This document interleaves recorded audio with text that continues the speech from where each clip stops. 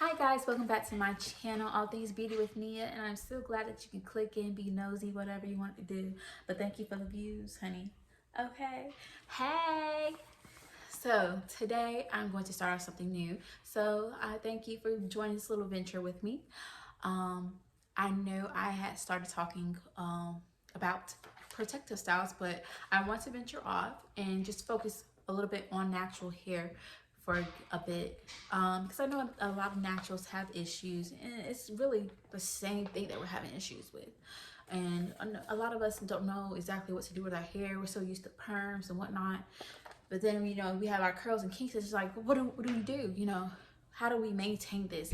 How do we keep our hair from being dry? That is the number one issue that I've noticed with naturals is our hair. It's hard to maintain the moisture into our hair. And that's because it's a number of surrounding issues with that. And I'm just gonna start today with addressing that. With my beginning sesh of my natural hair class that I'm going to be doing via YouTube. So thank you for tuning in, and just continue to watch and listen if you want to learn something new. First thing I wanted to address was water. Water is an issue with naturals, okay? And let me clarify that a little bit. Water is needed to create a good blood supply, blood flow going through your body. Your hair definitely needs water within and out. The blood flows to help, with nutrients to your hair and to your follicles, really, because that's the only living thing with your hair. Let me address that. Your hair is not alive. Your hair is dead. The only thing living is, the root, the follicle, okay? So you need to keep that follicle, hydrated and, give it nutrients and whatnot for your hair to flourish and grow, okay? On the outside, your hair still does need water itself. It's like a plant. We're growing a plant on our head, okay? You need nutrients, you need water. A plant needs nutrients, it needs water. We're growing a plant on our head. I'm just saying, that's how I look at it as. It's a plant. You just rake it and whatnot, it's gonna break off. But hey, if we take care of it, be gentle, it's gonna flourish and it's gonna grow. But anyways, with applying water to our hair, where water can be our enemy is that we're applying hard water to our hair. And what I mean by that is that water going through your household, it contains a lot of chemicals and minerals, which makes that water very harsh and can damage our hair when it dries, because those chemicals and minerals just harden up in our hair, and then our hair is just like, it shrinks all up. Yeah, I did that. Yeah, it shrinks. Okay, your hair shrinks all up and it gets hard and crunchy and whatnot, and breaks off if you mess with it, manipulate it and whatnot. But anyways, go to the grocery store and give you a gallon of water for your, for drinking, to keep yourself hydrated. Get you a gallon of water, wash your hair with, okay? Or what you can do is just do a water filtration system. I have Godzilla in my house, so please do excuse her. She likes to let herself be heard numerous times. But anyways, get yourself a gallon of water to wash your hair with, or get you a water filtration system in your house to get all those harsh chemicals and minerals out of your water supply. And there goes number 2. And with any moisturizing product that you have, the number one ingredient that should be in it, shampoo, conditioner, leave-in conditioner, whatever, it should be water. If it is not water, you need to throw that crap out, okay? And you also need to throw it out if it has some other stuff in it that I'll talk about it later, okay? Yes, the number one thing should be water, because water is a natural's best friend, okay? That's the only thing that will moisturize your hair is water. Okay, that's the cheapest thing that you can get for yourself, and it's the best thing for yourself and for your hair is water. Now, to seal it in, okay, it's another thing to keep it, in. And we'll get more into details about that, because what you need, first of all, before sealing it in, is this protein, okay? Because your hair is made of this lovely stuff. It's made of protein, amino acids and whatnot. Yes, your hair still needs this stuff because it's dead, and then it cannot fix, the little holes and stuff that happens over time in this little shaft, in the hair shaft and whatnot, from radicals and stuff in the environment. The elements and whatnot just damaging your hair, holes happen. So protein helps to fill in these holes. You can do protein treatments. You can do homemade ones. You can buy one from the store. Homemade ones, you can do egg whites, mayo, avocado, honey, whip it up, whatever you want to do. Eggs, peanut butter, I heard is a good one too. I think I only tried that one time, but I prefer eggs because I don't think I can handle the peanut butter smell on my hair. But yeah, the egg, avocado, and honey is great. Okay, recommended. Great protein treatment for yourself. But your hair definitely does need that protein in order to fill in those holes to keep that water and moisture from escaping. Okay, because if you have holes in your hair, that moisture it's just gonna go out and your hair is gonna be dry. It doesn't matter if you apply all that stuff in it, it's still gonna just seep out. Okay, so once you do your protein treatment, you know, you can deep condition after that. Okay, don't deep condition and then expect your hair to stay soft and silky. Because if you have if you're lacking protein in your hair shaft has all these holes and stuff, it's gonna be soft like a day or two, then you know, dry. And that's what happens when we do all those leave-in conditioners and whatnot. We think our hair is supposed to stay soft and silky. You know, it's like that for a day or two. Then it's dry. It's hell. Then we have to apply it again. Then it's dry as hell the next day too. And then it looks all stringy. And then we have to wash our hair again. But let me tell you something. You can cut all that out. You know, help yourself. Work smarter, not harder. Put that protein treatment in. Fill in those holes in that hair shaft, okay? All right, keep that moisture in. Then after you get all the protein, you know, build your hair back up, put that water in there. Then you could put your cream in your oil to seal in that moisture, okay? Cream or the butter. And then the oil, okay? Sealing that moisture. A lot of people say use the LOC. I like doing the LCO.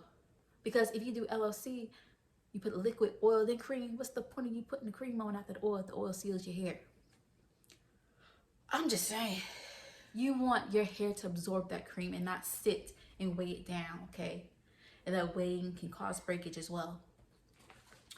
My next thing, ladies, I'm gonna say ladies because we have a problem. Because we like to accumulate all of these, leave them on the sink counter, inside the counter. They're just everywhere. Closets. These right here. These products. If they have something on the back of it that you cannot read, why are you putting it on your head? Why? Because it's a chemical. Half the time, it's not good for you. These poly compounds, sulfate, EDTA, DMDM. I'm just naming a few of them. But if you cannot read what the ingredient is on the back of your shampoo, conditioner, styling cream, whatever, leave it alone. I'm gonna say it again, leave it alone. Because what's happening is it's building a film on your hair. And it's making your hair all nice and shiny, you know, right after you just shampoo and conditioner, it's all soft and whatnot. And it's all silky smooth. It's that film. You're being tricked, it's a film. Because what happens within that week, probably less than a week, I can say it's less than a week, really. Your hair looks dry and dull really quick. It gets dry and dull really quick. And then you have to keep applying products. It makes your body whole hair care line. Anyways, you have to keep applying products to your hair to make it moisturize and whatnot. You have to do it daily. You find yourself doing it daily. That's the thing. Like, dang, I gotta wake up this morning 20 minutes early, apply this to my hair and whatnot. You should not have to be doing all of that stuff. It's extra. Save yourself some money and time. Okay? And look on the back of the label. Make sure you can read all the ingredients. Make sure all that stuff is really natural and not oil fillers too. Like, I hate soybean oil. Soybean oil, corn oil, all that stuff can be found in some of these natural hair products too. Those are not good for your hair either. They're cheap oil fillers. And you need something that's going to be light and absorbent. I know for myself, once I switched over and became more observant about what I was using, My hair was a lot softer, more defined. I noticed that I was able to retain length because I had less shedding, because I didn't have all that buildup on my hair. I didn't have to wash my hair a lot because I didn't have any buildup. Those products accumulate the buildup. They accumulate all this and start the flare-ups too of psoriasis, eczema. Yeah, those products. Yeah. And plus, you also want to make sure that you are using good stuff on your scalp, because you are absorbing it into your bloodstream. Your body is absorbing it. So those chemicals also attribute to fertility issues. Ladies, if you're having fertility issues, it's probably coming from some of the hair products that you're using. Yes, I'm putting that out there. It is. Some of these hair chemicals that you're putting in your hair, I mean, just because you stop using the relaxer does not mean that you have stopped using chemicals whatsoever. There's still chemicals in the products that you're using, so you just have to be aware and know that, okay, it can, cause other health issues. So I like to make people aware of that. Very important. Some other treatments that you can use for your hair that I recommend are henna and bentonite clay, or just a clay mask treatment, period.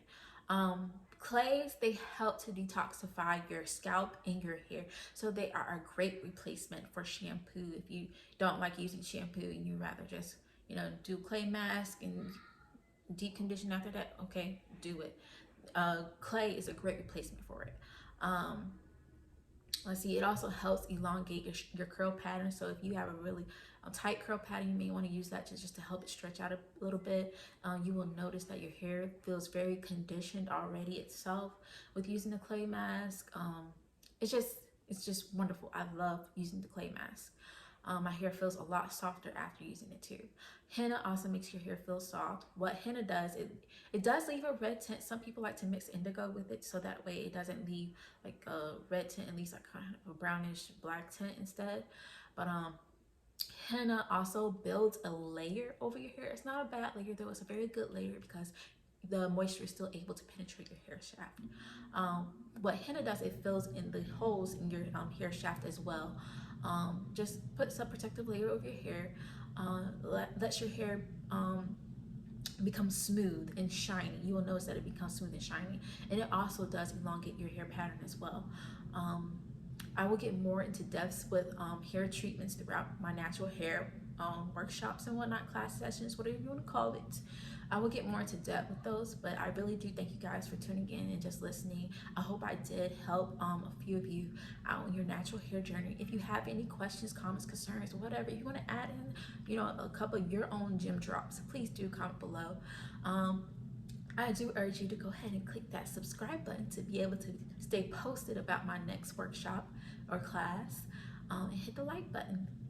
And if you haven't already, please do check out my website with my own organic or natural hair care products in the description below. Thank you guys so much, and I hope to see you guys soon. Thank you.